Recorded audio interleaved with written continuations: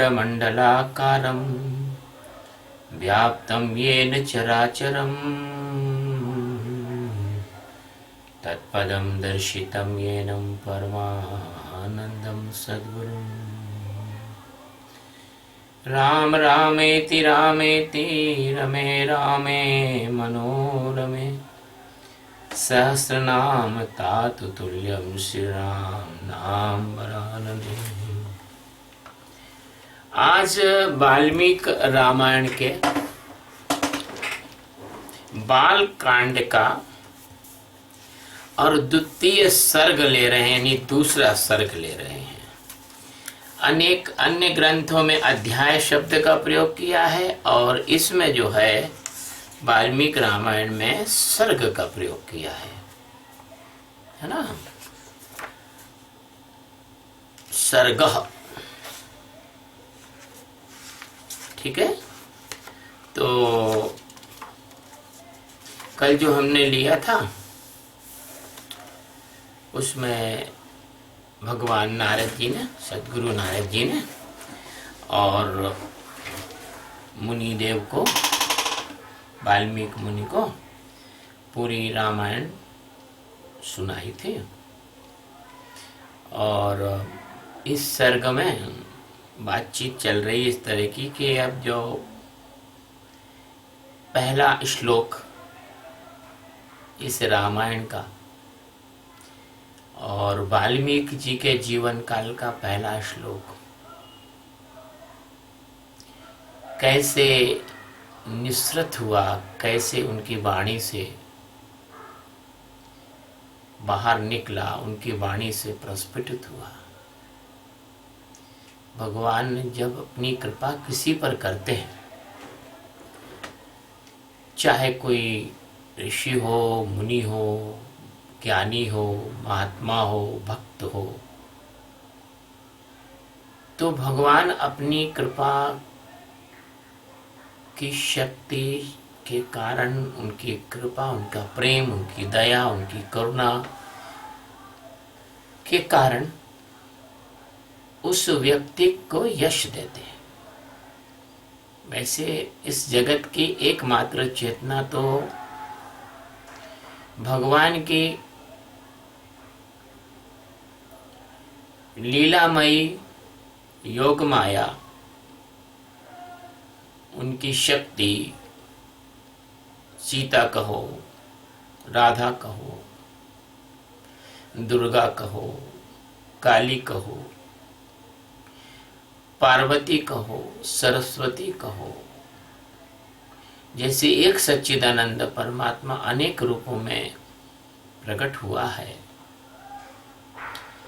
ऐसे ही एक ही सृष्टि की संचालिका शक्ति अनेक रूपों में प्रकट हुई है। लेकिन जो मूढ़ लोग होते हैं वो एक एक नाम को लेके अपना संप्रदाय बना लेते हैं और दूसरे संप्रदाय से घृणा सिखाने लग जाते हैं, नफरत सिखाने लग जाते हैं। जैसे छोटे बच्चे रेत में अपना घर बनाते हैं, दो बच्चे, और एक दूसरे से लड़ने लग जाते हैं। लेकिन उनको ये नहीं मालूम रहता कि देखो ये जो रेत है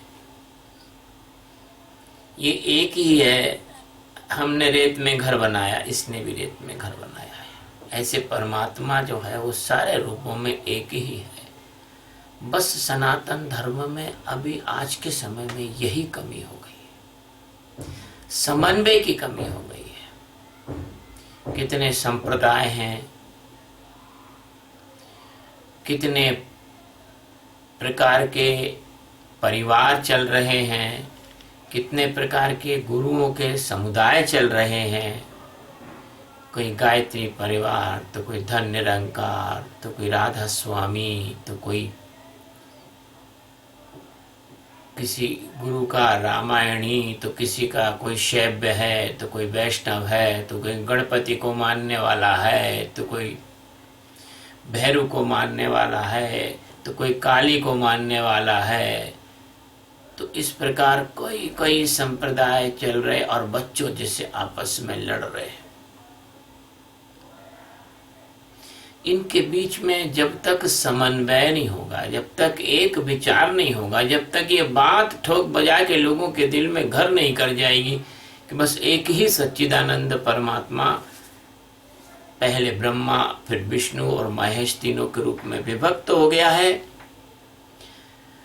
और हमारे सारे धर्म ये कह रहे हैं भैया, सारे ग्रंथ ये कह रहे हैं, हमारे जो है सारे धर्म ग्रंथ, धर्म तो एक ही है, हमारे सारे धर्म ग्रंथ यही कह रहे हैं। अभी वाल्मीकि रामायण की भूमिका में आपने स्कंद पुराण में देखा होगा कि उन्होंने कहा एक ही परमात्मा तीन प्रकार के कार्य करने के लिए तीन हिस्सों में विभाजित हो गया। लेकिन इन मूढ़ों को कब समझ में आएगी? जो शिव को मानते हैं वो विष्णु को नहीं मानते हैं, जो विष्णु को मानते हैं वो ब्रह्मा जी को नहीं मानते, जो ब्रह्मा जी को मानते हैं वो ब्रह्मा विष्णु महेश तीनों को मानते हैं, वो देवियों को नहीं मानते, जो देवियों को मानते हैं इनको मानते हैं, वो गणेश जी को उतना नहीं मानते, जो गणेश जी को ही सब कुछ मानते हैं वो दूसरों को कुछ नहीं मानते हैं।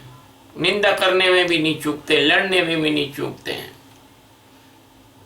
इससे तो ऐसा होता है कि दो बिल्लियों की लड़ाई में बंदर के मजे हो जाते हैं। जो अधर्मी हैं, विधर्मी हैं, वो हमारी इन कमजोरी का फायदा उठा के हमारे भोले भाले लोगों को, इतने पवित्र और एकमात्र दुनिया का धर्म है ये, एकमात्र, मैं कहता हूं धर्म नहीं है ये, दूसरे जो है ना वो मजहब है, संप्रदाय भी नहीं कह सकते, मजहब है ना। तो मजहबों में चले जाते हैं। मेरा संत होने के नाते ये कर्तव्य है कि मैं समाज को सत्य में जगाऊं और समाज के सामने सच्चाई को रखूं। द्वितीय सर्ग राम, इसमें क्या है, रामायण महा जो काव्य है उसका उपक्रम है। तमसा नदी के तट पर कौंच वध से संतप्त हुए, व्यथित हुए महर्षि वाल्मीकि के शोक का एक श्लोक, करुणा का एक श्लोक प्रकट हुआ। ब्रह्मा जी ने उन्हें फिर रामचरित्रमय काव्य के निर्माण का आदेश दिया। उन्हें देखा, करे तुम श्लोक बना लेते हो तो चलो ये इनमें इस तरह से बनाओ। नारदस्य तु तद वाक्यम श्रुत्वा वाक्य विशारदः पूज्यामास धर्मात्मा स शिष्यो महामुनिम। देवर्षि नारद के उपर्युक्त वचन सुनकर वाणी विशारद धर्मात्मा ऋषि वाल्मीकि ने अपने शिष्यों सहित उन महामुनि का पूजन किया, उनकी पूजा की। यथावत पूजस्तेन महर्षिर्नारदस्तथा आप्रच्छयेवाप्यनुज्ञाता सा जागाम विहायसम। वाल्मीकि जी से यथावत सम्मानित होकर देवर्षि नारद ने जाने के लिए उनसे आज्ञा मांगी और उनसे अनुमति मिल जाने पर वे आकाश मार्ग से चले गए। मैं उन मूढ़ गधों से कहना चाहता हूं जो नारद जी के बारे में हंसी उड़ाते हैं, तरह तरह की कहानी रचते हैं, कहते हैं नारद जी चुगली करते हैं, नारद जी लड़ाई करवाते हैं। ये सब हमारे समाज में आधे हिंदू और आधे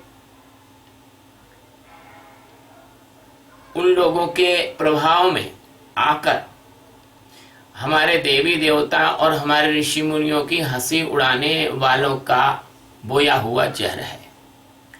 जिन वाल्मीकि जी के द्वारा भगवान नारद जो संसार के सबसे बड़े सद्गुरु हैं और उनकी पूजा की गई, उनकी अर्चना की गई, और आप कहते हो कि वो चुगली करते हैं। धिक्कार है ऐसे लोगों को जो भगवान नारद के विषय में नकारात्मक बातें करते हैं। उनका प्रत्येक कृत्य और उनका प्रत्येक उपदेश सदैव समाज के हित में, धर्म के हित में और परमात्मा की भक्ति, ज्ञान और विवेक देने वाला है।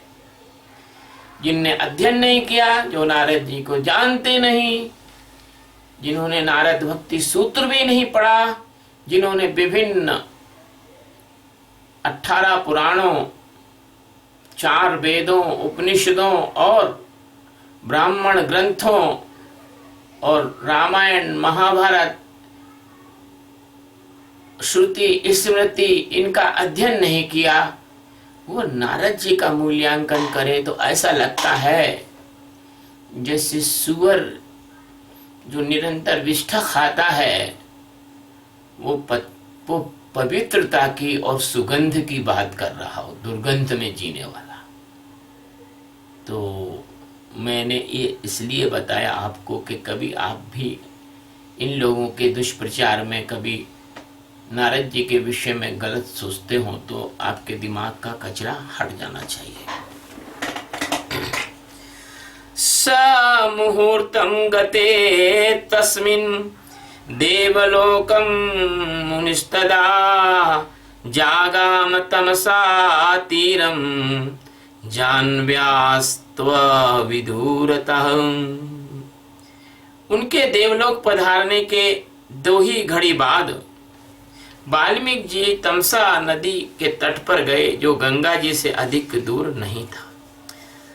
सतुतीरं समासाद्ध तमसाया मुनिस्तदा शिष्यमाह स्थितं पार्श्वे दृष्ट्वा तीर्थमकरदमम्। तमसा के तट पर पहुंचकर वहां के घाट को कीचड़ से रहित देख मुनि ने अपने पास खड़े हुए शिष्य से कहा, अकरदममिदं तीर्थं भरद्वाज निशामयः रमणीकं प्रसन्नाम्बु सन्मनुष्यमनो यथा। भरद्वाज, देखो, उनके शिष्य का नाम था भरद्वाज। देखो यहाँ का घाट कितना सुंदर है, इसमें कीचड़ का नाम भी नहीं है।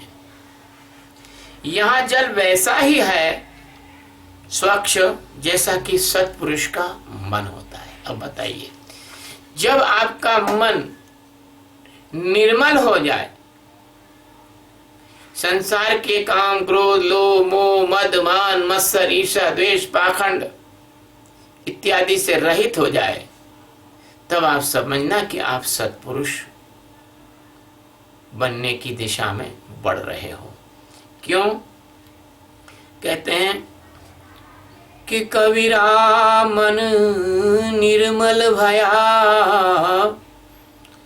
जैसे गंगा तीर, पीछे पीछे हरि फिरे कहत कबीर कबीर। गंगा के तट के समान निर्मल। आज की तो बात नहीं कर रहे, ये बहुत वर्ष पहले की बात है, जब गंगा में इस प्रकार की गंदगी लोग नहीं डालते थे, आदर करते थे गंगा का।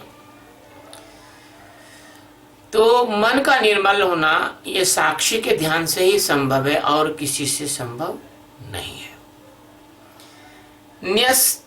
न्यस्यताम कलस्तात दीयताम बलकलम ममः इदमेवागाहस्ये तमसा तीर्थमुत्तमम्। तात, यहाँ कलश रख दो, मुझे मेरा बलकल दो, मैं तमसा की इसी उत्तम तीर्थ में स्नान करूंगा। ध्यान रखिएगा कि कलश से स्नान करते थे ऋषि मुनि, कलश से स्नान करते थे।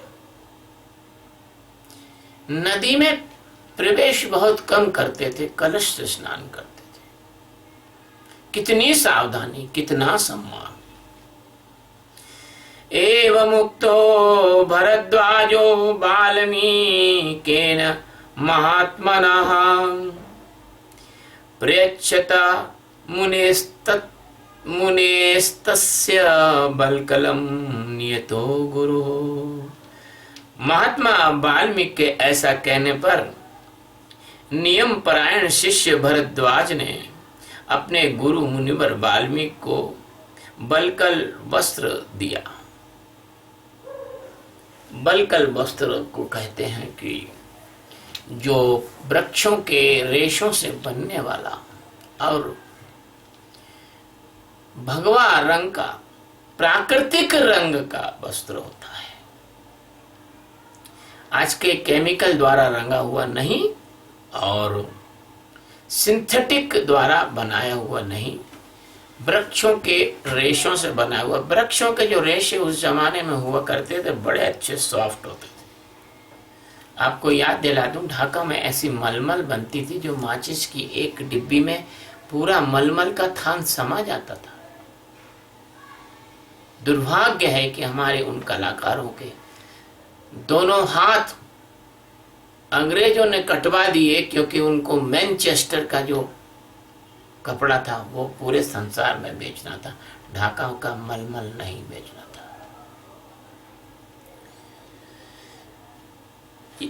शिष्य हस्तादाय बल्कलम नियतेन्द्रियः विचचारः पश्यंस्तत सर्वतो विपुलम वनम। शिष्य के हाथ से बलकल लेकर जितेंद्रिय मुनि वहां के विशाल वन की शोभा देखते हुए सबोर विचरने लगे। तस्याभ्यासेतु मिथुनम चरन्तमनापायिनं ददर्श भगवान तत्र कौंचयोश चारुतिः स्वनम। उनके पास ही कौंच पक्षियों का एक जोड़ा, जो कभी एक दूसरे से अलग नहीं होता, विचर रहा था। वे दोनों पक्षी बहुत मधुर बोली बोलते थे, एक दूसरे से बात करते थे। भगवान वाल्मीकि ने पक्षियों के उस जोड़े को देखा। तस्मातु मिथुनादेकं पुम्मासं पापनिश्चयः जघान वैरनिलयो निशास्तस्यः पश्यतः। उसी समय पाप पूर्ण विचार रखने वाले एक निषाद ने, एक शिकारी ने, जो समस्त जंतुओं को बिना कारण ही मारने वाला बैरी था, वहां आकर पक्षियों के उस जोड़े में से एक नर पक्षी को मुनि के देखते देखते ही बाण से मार डाला। देखिए, संसार में साधु संत और भक्त और जो सतोगुणी लोग हैं, वो ये समझते हैं करे हमारा कौन बैरी है, हम तो स्वच्छंद रूप से सबसे किसी से भी बैर नहीं रखते हैं, सबसे प्रेम करते हैं, सबको शांति और प्रेम का संदेश देते हैं।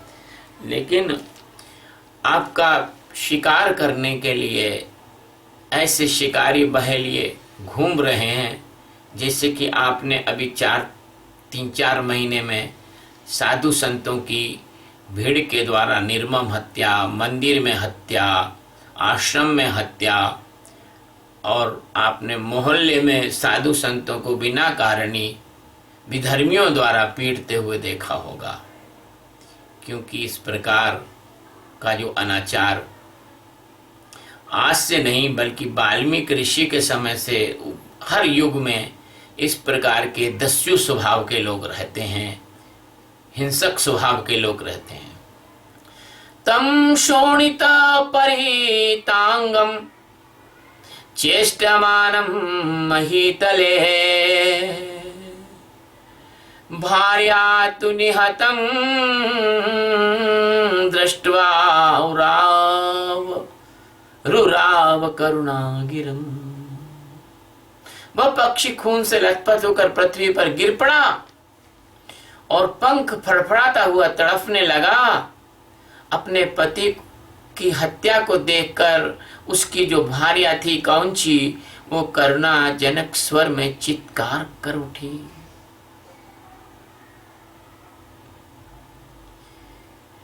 वियुक्ता पतिना तेन द्विजेन सहचारिणा ताम्रशीर्णेन तेन पतित्राणा सहितेन वे। उत्तम पंखों से युक्त वह पक्षी सदा अपनी भार्या के साथ विचरता था, उड़ता था, चलता था, बैठता था। उसके मस्तक का रंग जो है तांबे के समान लाल था और उस समय वह काम से मतवाला हो गया था, प्रेम से मतवाला हो गया था। ऐसे पति से विमुक्त होकर कौंची बड़े दुख से रो रही थी। तथा विधं द्विजं दृष्ट्वा निषादेन निपातितम् ऋषिर्धर्मोऽत्यमनस्तस्य कारुण्यं समपद्धतः। निषाद ने जिसे मार गिराया था उस नर पक्षी को कि वह दुर्दशा देखकर उन महात्मा ऋषि को बहुत दया आई, बड़ी दया आई। ये संतों का स्वभाव होता है, किसी का दुख नहीं देखा जाता। और दुख छोड़ो, प्राणी ले लिया उसने तो किसी की मृत्यु देखने पड़ा। संतों का दिल बड़ा, हृदय बड़ा दयावान होता है। ततः करुण वेदित्वाद अधर्मो आयमिति द्विजा निशाम्य रुदतीं कौंचिमिदं वचनम् अब्रवीतम्। स्वभावतः करुणा का अनुभव करने वाले महर्षि ने यह अधर्म हुआ ऐसा निश्चय करके रोती हुई उस कौंच पक्षी की जो भार्या कौंची थी उसकी तरफ देखते हुए निषाद से इस तरह से कहा, मां निषाद प्रतिष्ठां त्वमगमः शाश्वतिः समः यत कौंच मिथुनादेकं वधिः काम मोहितम्। निषाद, तुझे नित्य निरंतर कभी भी शांति नहीं मिले, क्योंकि तूने इस कौंच के जोड़े में से एक की जो काम मोहित हो रहा था। अब बेचारे पशु पक्षियों का प्रेम क्या है, वो क्या तुम ही नहीं जानते प्रेम, तो वो क्या जानेंगे। तुम भी प्रेम को काम के रूप में ही जानते हो, इतने तुम भी पशु हो और वो भी पशु पक्षी हैं। प्रेम तो संसार में अगर एक आदमी को भी ढूंढ के ला दो जो प्रेम को जानता हो, तो मैं तुम कहो तो मैं जो कर दूं, अगर आत्मज्ञानी नहीं हो वो प्रेम को जानता ही नहीं है। जो आत्मज्ञानी है वही प्रेम को जानता है। और तुम्हारा जो प्रचलित प्रेम है वो काम वासना है, वो लेन देन का संबंध है, वो स्वार्थ का संबंध है।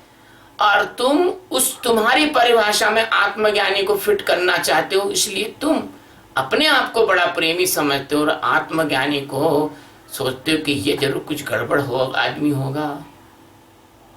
तो काम से जो मोहित हो रहा था, कौंच के जोड़े में एक की तूने हत्या कर दी जो काम से मोहित हो रहा था, और वो भी बिना किसी अपराध के ही तूने हत्या कर डाली। उनका कोई अपराध नहीं था, वो तेरा कुछ भी नहीं खा रहे थे, तेरे को कुछ भी नहीं डिस्टर्ब कर रहे थे। तूने, अरे भैया, ये जब उन्होंने करुणा आई उनके हृदय में, उनके मन में, तो अनायास ये श्लोक निकला, अनायास। तस्येथं ब्रुवतश्चिन्ता तस्येथं ब्रुवतिश्चिन्ता बभूव हृदि भीक्षतः शोकार्ते नास्य शकुनेः किमिदं व्याहृत मया। प्यारे बच्चों, मैं एक ही शब्द को बार बार इसलिए पढ़ता हूं ताकि उसका शुद्ध उच्चारण तुम्हारे तक पहुंचा दूं। ये वृद्ध शरीर है और मेरी जो जिह्वा है उसमें उतनी ज्यादा फ्लेक्सिबिलिटी नहीं है जो मेरे युवा काल में थी। और ये संस्कृत के जो श्लोक हैं इनको शुद्धता से नहीं पढ़ोगे तो इनका उतना आध्यात्मिक प्रभाव नहीं होता। इसलिए मैं दोहरा के भी पढ़ता हूं लेकिन शुद्धता से पढ़ता हूं। ऐसा कहकर जब उन्होंने कहा कि तूने बिना किसी अपराध की हत्या कर डाली, ऐसा कहकर जब उन्होंने इस पर विचार किया तब उनके मन में चिंता हुई, अहो इस पक्षी के शोक से पीड़ित होकर मैंने यह क्या कह डाला, मैंने श्राप दे दिया लगभग। चिंतयन् स महाप्राज्ञश्चकार मतिमान्मतिं शिष्यं चैवाब्रवीत वाक्यमिदं स मुनिपुंगवः। मुनिवर वाल्मीकि इस निश्चय पर पहुंच गए और अपने शिष्य से इस प्रकार से बोले, पादबद्धो अक्षर समस्तंत्रीय समन्वितः शोकार्तस्य प्रवर्तो में श्लोको भवतु नान्यथा। तात शोक से पीड़ित हुए मेरे मुख से जो वाक्य निकल पड़ा है ये 4 चरणों में आबद्ध है। इसके प्रत्येक चरण में बराबर यानी 8-8 अक्षर हैं तथा इसे वीणा के लय पर गाया जा सकता है। अतः मेरा यह वचन श्लोक रूप अर्थात श्लोक नामक छंद में आबद्ध काव्य रूप या यश स्वरूप होना चाहिए, अन्यथा नहीं। अब आप ध्यान से सुन लीजिए। कभी ऋषि मुनि शोक में हो या क्रोध तो वो करते नहीं है, वो रोष में हो या वो अपने शिष्य को सुधारने के लिए कुछ पीड़ा के साथ कुछ बोल रहे हो तो भी वो कल्याणकारी होते हैं, तो भी उनके मुंह से निकले हुए वचन जो अमृत वचन ही होते हैं। रोष जिसको कहते हैं वो रोष कर सकते हैं लेकिन क्रोध नहीं करते हैं। तुम समझते हो कि वो क्रोध करते हैं क्योंकि तुम क्रोध की परिभाषा के अलावा दूसरी चीज ही नहीं जानते हो, क्रोध ही जानते हो तुम। जैसे तुम प्रेम नहीं जानते, काम जानते हो। जैसे तुम दान नहीं जानते, विनिमय जानते हो। किसी को दान भी दोगे तो उसके बदले में कुछ लेने के चक्कर में रहोगे। हाँ गुरुजी हमने आपको इतनी दक्षिणा दी, अब आप हमें कुछ आशीर्वाद दे दीजिए। हाँ गुरुजी हमने आपको इतनी दक्षिणा दी थी, अब आप हमें ट्रस्ट में जो है अपना स्थायी बना लीजिए सदस्य।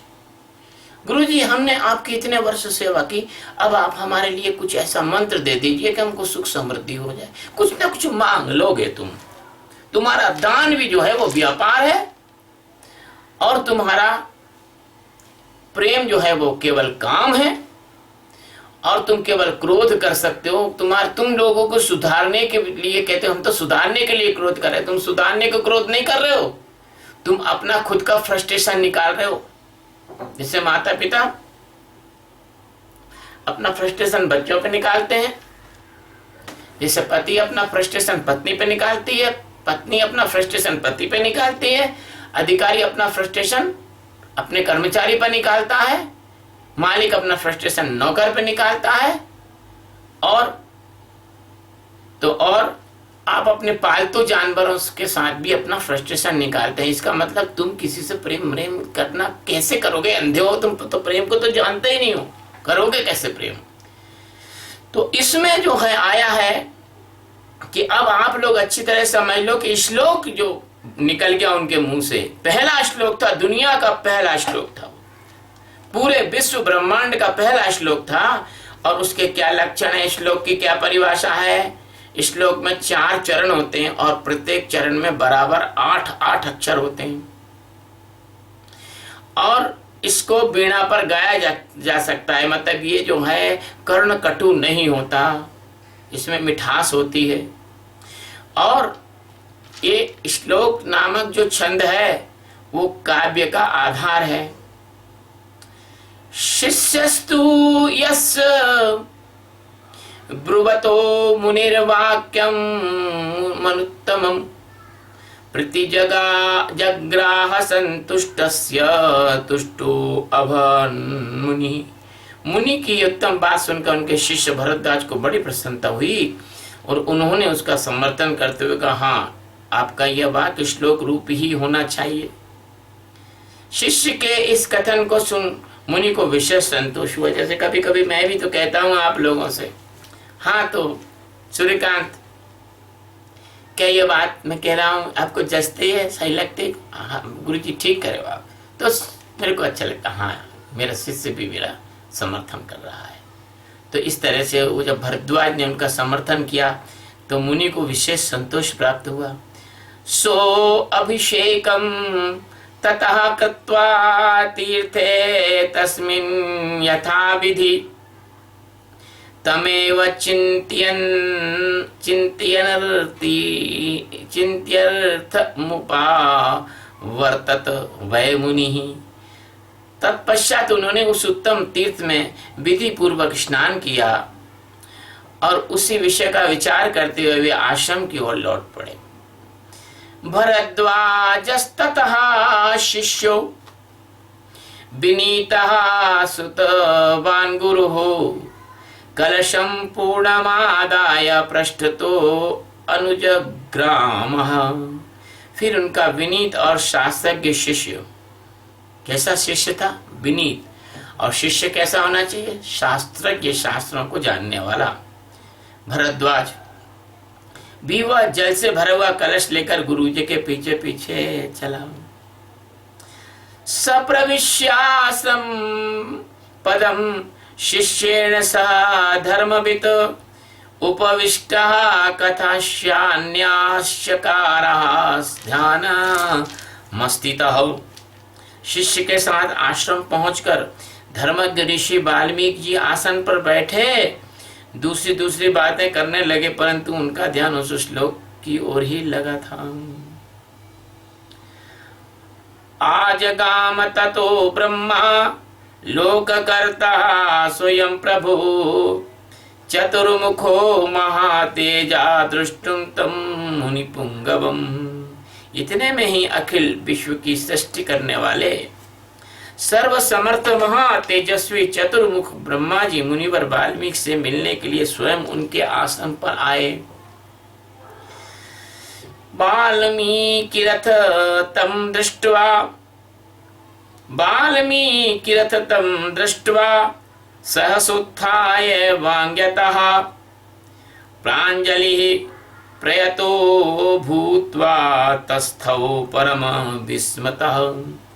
उन्हें देखते ही महर्षि वाल्मीकि सहसा उठकर खड़े हो गए। वे मन और इंद्रियों को वश में रखकर अत्यंत विस्मित हो हाथ जोड़े चुपचाप कुछ काल तक खड़े रहे, कुछ बोल ना सके, क्योंकि अनायास ब्रह्मा जी जैसी सृष्टि की महानतम आध्यात्मिक अस्तित्व का एक महान रूप उनके सामने खड़ा था। पूज्यामास तम देवम पाद्याध्यासन बंदने। ये देखिए किस तरह से संस्कृत के श्लोकों में शब्दों का संयोजन होता है।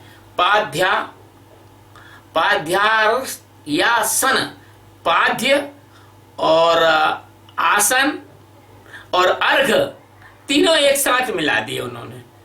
वंदने हैं प्रणम्य विधि वच्चैनम पृष्ठवा चैव निरामयम। तत्पश्चात उन्होंने पाद्य, अर्घ्य, आसन और स्तुति आदि के द्वारा भगवान ब्रह्मा जी का पूजन किया और उनके चरणों में विधिवत प्रणाम करके उनसे कुशल समाचार पूछा। अथोपविश्य भगवानासने परमार्चिते वाल्मीकये च ऋषये संदिदेशान सनम तथा। भगवान ब्रह्मा ने एक परम उत्तम आसन पर विराजमान होकर वाल्मीकि मुनि को भी आसन ग्रहण करने की आज्ञा दी। ब्रह्मा जी को ही ब्रह्मा इसलिए कहा गया है, ब्रह्मा कि ब्रह्म का ज्ञान जो होता है, जिस व्यक्ति को ब्रह्म का ज्ञान होता है वो ब्रह्म ज्ञानी होता है, लेकिन उसके अंदर से वो जो ब्रह्म प्रकट होता है तो एक अवस्था आती है जिस अवस्था का नाम जागरण है। जागरण की अवस्था में व्यक्ति ब्रह्मा होता है, भान की अवस्था में व्यक्ति विष्णु होता है और परम जागरण की अवस्था में व्यक्ति शिव होता है। तो ये ब्रह्मा, विष्णु और शिव तीनों अवस्था हम साक्षी, ध्यान, भान, जागरण और परम जागरण में आपको साक्षात अनुभव करा देंगे। ब्रह्मणा ममज्ञातः सोऽप्युपाविशदासने उपविष्टे तदा तस्मिन् साक्षाल्लोकपितामहे तद्गतेनैव मनसा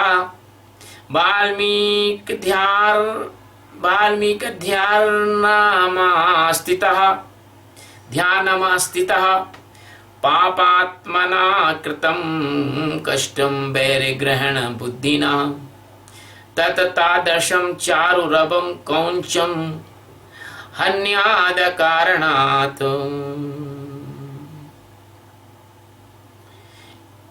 ब्रह्मा जी की आज्ञा पाकर वे आसन पर बैठे। उस समय साक्षात लोक पितामह ब्रह्मा सामने बैठे हुए थे, तो भी वाल्मीकि जी का मन उस कौंच पक्षी वाली घटना की ओर लगा रहा। वे उसी विषय में सोचने लगे। अब आप सोचिए कि अगर आपको कोई मन को, दिल को, हृदय को छूने वाली घटना हो जाए तो आपके सामने कोई भी आ जाए, लेकिन आपको वो घटना याद बराबर आती है ना। वो सोचने लगे, ओह, जिसकी बुद्धि बैर भाव को ग्रहण करने में ही लगी रहती है, उस पापात्मा व्याध ने बिना किसी अपराध के ही वैसे मनोहर कलरव करने वाले कौंच पक्षी के प्राण ले लिए। सोचन्नेव पुनः कौंची मुपश्लोकमिवं जगो पुनरंतर्गत मना भूत्वा शोक परायणा। यही सोचते सोचते उन्होंने कौंची के आर्तनाद को सुनकर निषाद को लक्ष्य करके जो श्लोक कहा था उसी को फिर ब्रह्मा जी के सामने दोहराया। उसे दोहराते ही फिर उनके मन में अपने दिए हुए शाप के अनौचित्य का ध्यान आया। तब वे शोक और चिंता में डूब गए। अरे, मैंने श्राप दे दिया उसको।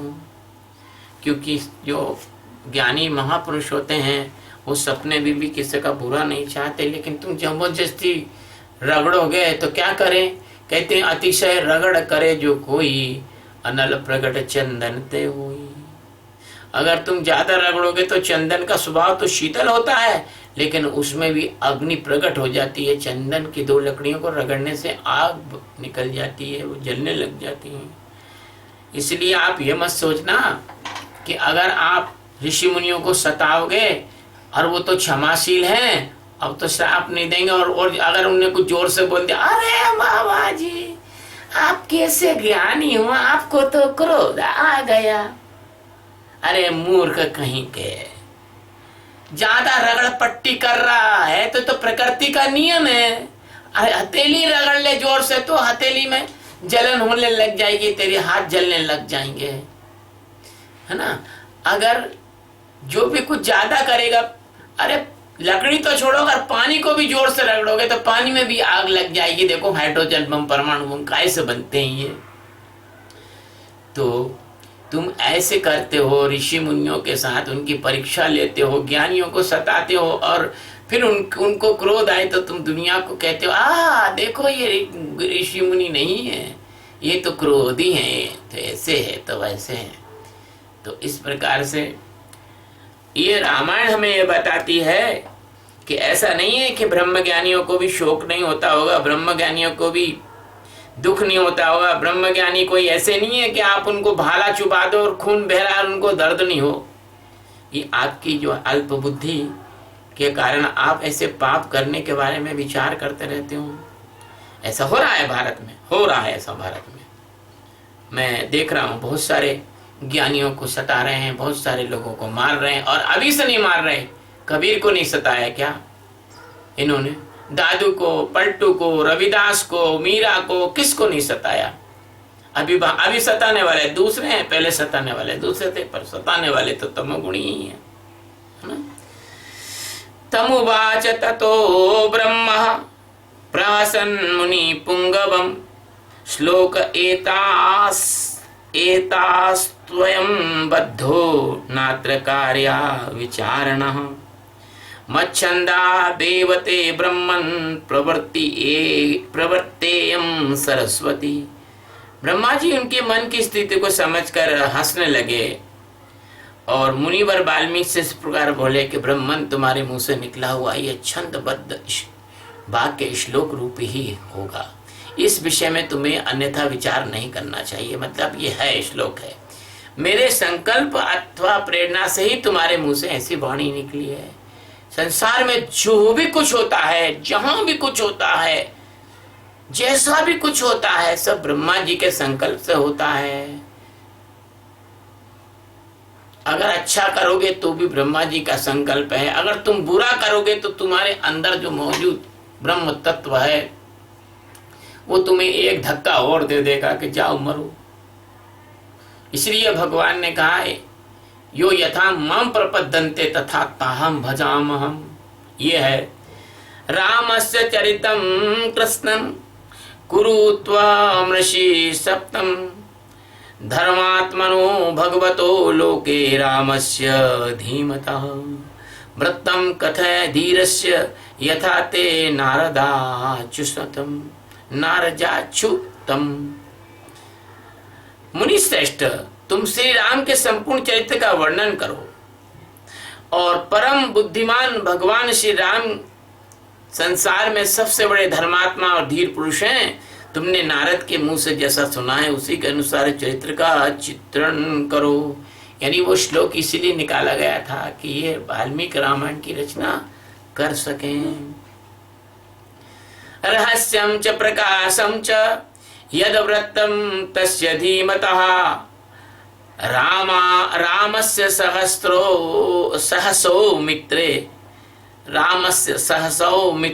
राक्षसानां च सर्वशः वेदेहाश्चैव यद वृत्तं प्रकाशं यदि बारः तच्छाप्यविदितं सर्वं विदितं ते भविष्यति। बुद्धिमान श्री राम जी का जो गुप्त या प्रकट वृत्तांत है तथा लक्ष्मण सीता राक्षसों के जो संपूर्ण गुप्त या प्रकट चरित्र हैं वे सब अज्ञात होने पर भी तुम्हें ज्ञात हो जाएंगे। ऐसा भगवान ब्रह्मा जी ने उनको वाल्मीकि जी को आशीर्वाद दे दिया और उसी समय से वो त्रिकालदर्शी हो गए, भूत भविष्य और वर्तमान तीनों को जानने वाले हो गए। न ते वाग्नता काव्ये काचिदत्र भविष्यति कुरु राम कथां पुण्यां श्लोकबद्धां मनोरमां। इस काव्य में अंकित तुम्हारी कोई भी बात झूठी नहीं होगी। बोलो भैया, जो लोग इस वाल्मीकि रामायण को झूठ बोलते हैं या इसमें मीन मेक निकालते हैं वो लोग जो है वास्तव में नरक में जाने वाले हैं, क्योंकि ये ब्रह्मा जी जिन्होंने सृष्टि की रचना की है उनका आशीर्वाद है वाल्मीकि जी को कि इसमें तुमने जो भी बात कही है वो कभी झूठी नहीं होगी। इसलिए तुम श्री रामचंद्र जी की परम पवित्र और मनोरम कथा को श्लोकबद्ध करके लिखो।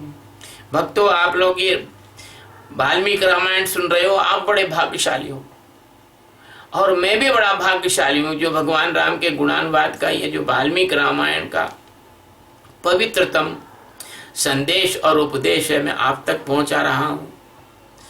अब मेरा भी बड़ा फायदा है इससे।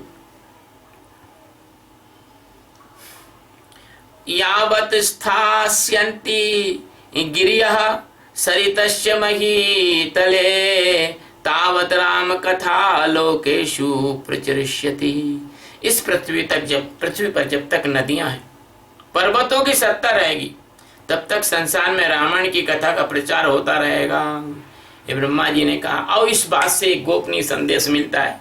जो सनातन हिंदू धर्म के लोग ऐसा सोचते हैं कि किसी भी कारण से हमारा हिंदू धर्म नष्ट हो सकता है, राम और राम कथा नष्ट हो सकती है, बिल्कुल बेफिक्र हो जाओ। ब्रह्म वाक्यम जनार्दना, ब्रह्मा जी ने कहा यह बात कभी गलत नहीं हो सकती। जब तक नदियां हैं, पर्वत हैं, तब तक राम का नाम और राम का चरित्र इस संसार में प्रचारित होता रहेगा। देख लो, अगर मेरी बात का विश्वास नहीं करते हो तो इंडोनेशिया में नोट पर गणेश जी का फोटो है, जबकि वह 90% मुस्लिम है।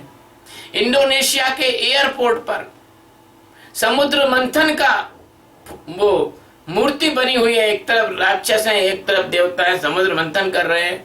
इंडोनेशिया में रामायण घरों घर पढ़ी जाती है, रामलीला खेली जाती है। यानी राम का नाम जो है जहां है, वो भले तो अपने आप को तुम कुछ भी बोलो, राम का नाम जहां है वहां तो सनातन धर्म है। जैसे माचिस की डिब्बी पे आप मान लीजिए कि जल का भी स्टिकर लगा दो, लेकिन है तो वो अंदर माचिस की डिब्बी ही है ना। जैसे अमृत पर आप जहर का लिख दो तो जहर नहीं है, वो अमृत है। और जहर पे अमृत लिख दो तो वो अमृत नहीं हो सकता। इसी तरह राम का जो नाम है और रामायण जो है, इस सृष्टि से कभी नहीं मिट सकती। चाहे मनवंतर पे मनवंतर आ जाए, युगों से युगों बदल जाए, सतयुग, द्वापर, त्रेता, कलयुग, और 1000 चौकड़ी युग बीतने के बाद जब महाप्रलय आती है, सारे संसार का जो मैटर है वो एनर्जी में कन्वर्ट हो जाता है, ऊर्जा में बदल जाता है, और उस महाप्रलय में भी भगवान का नाम नहीं मिटता। जय श्री राम, श्री राम जय राम, जय जय राम, श्री राम जय राम, जय जय राम। जब भगवान की मस्ती आ जाए तो भगवान का नाम ले लेना चाहिए। यावद रामस्य च कथा त्वक्कृता, यावद रामस्य च कथा त्वत्कृता प्रचलिष्यति, तावदूर्ध्व मधश्च त्वं मल्लोकेषु निवस्यसि। जब तक ये तुम्हारी बनाई हुई श्री राम कथा लोक में इसका प्रचार रहेगा, तब तक तुम इच्छानुसार ऊपर नीचे तथा मेरे लोकों में निवास करोगे। यानी भगवान वाल्मीकि जब चाहे पृथ्वी पर आ सकते हैं। ये कथा जब तक रहेगी, और आप माने न माने, जहां भगवान का नाम लिया जाता है वह ऋषि मुनि आ ही जाते हैं।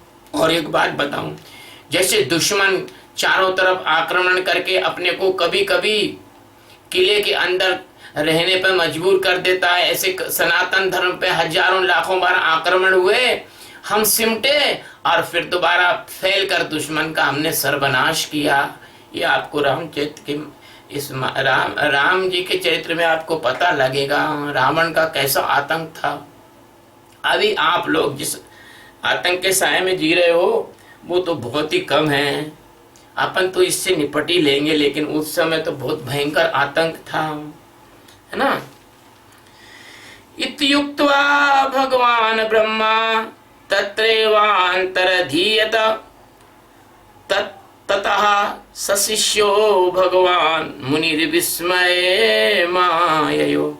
ऐसा कहकर भगवान ब्रह्मा जी वहीं अंतर ध्यान हो गए, और उनके अंतर ध्यान होने से शिष्यों सहित भगवान वाल्मीकि मुनि को बड़ा विस्मय हुआ कि देखो, अंतर ध्यान होने की जो कला है भाई, ये आज तक तुम्हारा विज्ञान खोज नहीं पाया है, नहीं खोज पाया, और आगे के 500,000 वर्षों तक खोज नहीं पाएगा। लेकिन किसी सदगुरु के चरणों में तुम बैठो तो ये कला तुम्हें प्राप्त भविष्य में हो सकती है भगवान की कृपा से। क्योंकि जितने भी ऋषि मुनि हैं, हमारे सप्त ऋषि, मनु, भगवान मनु, हनुमान जी, व्यास जी, विभीषण जी, बलि, राजा बलि, और अनेक अनेक देवता जैसे अग्निदेव, वरुण देव, इंद्र देव, बृहस्पति, गुरु, शुक्राचार्य जी, भगवान नारद, सनत सनंदन, सनत कुमार, सुखदेव मुनि, ऐसे अनेकों, अभी तो और बढ़ गई संख्या, क्योंकि जो हिमालय में जो ऋषि मुनि अदृश्य रूप में रहते हैं, इन सबको अंतर ध्यान होने की सिद्धि प्राप्त है। कला कह लो, सिद्धि कह लो, भगवान की कृपा कह लो, लेकिन तुम्हारे विज्ञान को अभी ऐसा प्राप्त नहीं है। मैं आपसे कुछ रहस्य जो है साझा नहीं कर सकता हूँ इस विषय में। मेरे को मेरे सद्गुरुओं की कृपा से मुझे कुछ ऐसे अनुभव इस विषय में आए जरूर हैं। तस्य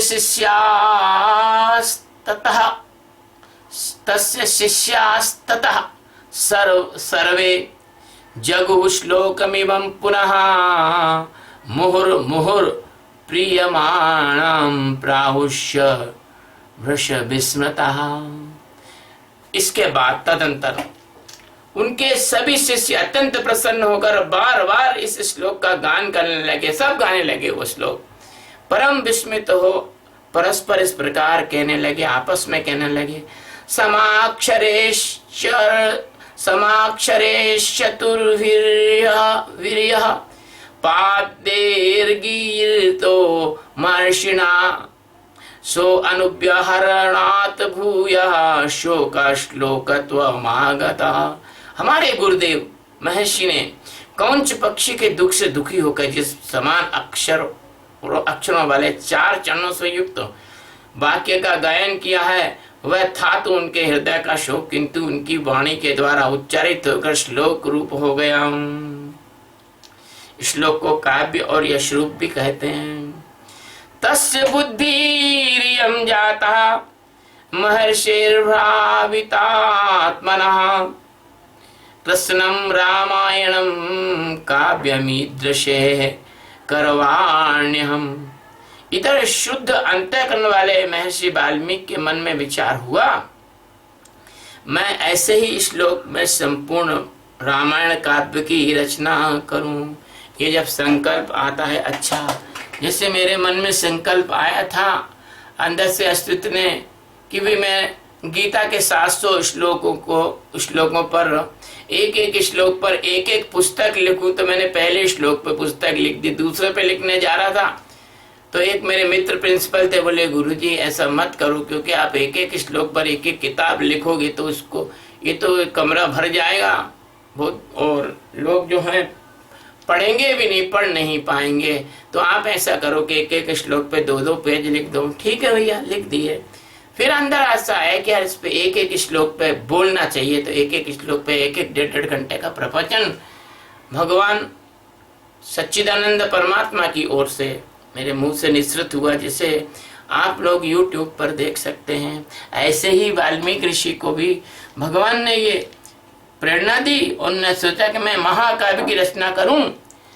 उदार वृत्तार्थ पदेर मनोरमे, उदार वृत्तार्थ पदेर मनोरमे स्तदास्य रामस्य चकार कीर्तिमान्।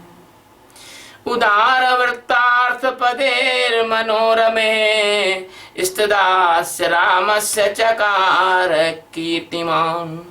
समाक्षरे श्लोकशते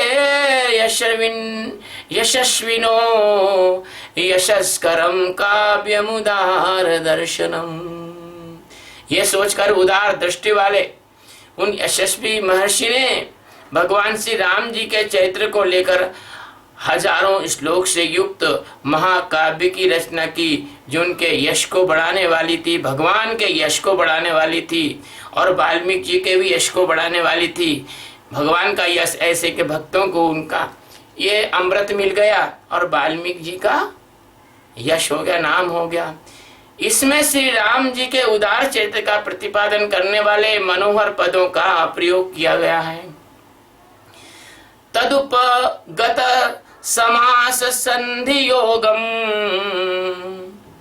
तदुपमगत समास संधि योगम समदुरोपन तीर्थ वाक्य बद्धम रघुवर चरितम मुनि प्रणीतम दश शीर्षस्य वदम निशामयध्वम। महर्षि वाल्मीकि बनाए हुए इस काव्य में तत्पुरुष आदि समासों का, दीर्घ और ह्रस्व आदि संधियों का, दीर्घ गुण आदि संधियों और प्रकृति प्रत्यय संबंध का यथा योग्य निर्वाह हुआ है। इसकी रचना में समता, पपद, प्रकर्ष आदि दोषों का बिल्कुल अभाव है, इसमें दोष नहीं है। पदों में माधुर्य है और अर्थ के प्रसाद गुण की अधिकता है। भक्तजनों, भावुक जनों, प्रेमी जनों, इस प्रकार शास्त्रीय पद्धति के अनुकूल बने हुए इस रघुवर चरित्र और रावण वध के प्रसंग को ध्यान से सुनो। श्रीमन्नारायण नारायण नारायण, श्रीमन्नारायण नारायण नारायण, श्रीमन्नारायण नारायण नारायण। सीताराम सीताराम सीताराम सीताराम सीताराम सीताराम सीताराम सीताराम, राधे श्याम सीताराम राधे श्याम सीताराम सीताराम सीताराम सीताराम सीताराम। बोलिए सच्चिदानंद परमात्मा, अनंत आकाश गंगाओं के मालिक, एकमात्र भक्तों के प्रतिपालक, संसार के पूरे संसार के अस्तित्व और उनकी शक्ति माँ सीता जो संसार की संचालिका है और पूरे संसार का संचालन करने वाली और हम जैसे गरीबों को यश देने वाली भगवान, ये सारा जो रामायण पढ़ने और सुनाने का श्रेय है ये आपकी कृपा से ही उपलब्ध हुआ है। इसमें मेरा किंचित मात्र भी योगदान नहीं, आपके ही चरणों में इसको मैं समर्पित करता हूँ। और इसके साथ में इत्यार्षे श्रीमद् रामायणे वाल्मीकि आदि काव्ये बालकांडे द्वितीय सर्ग। इस प्रकार श्री वाल्मीकि जी के द्वारा निर्मित आर्ष रामायण आदि काव्य के बालकांड का दूसरा सर्ग पूरा हुआ। शिवोहम।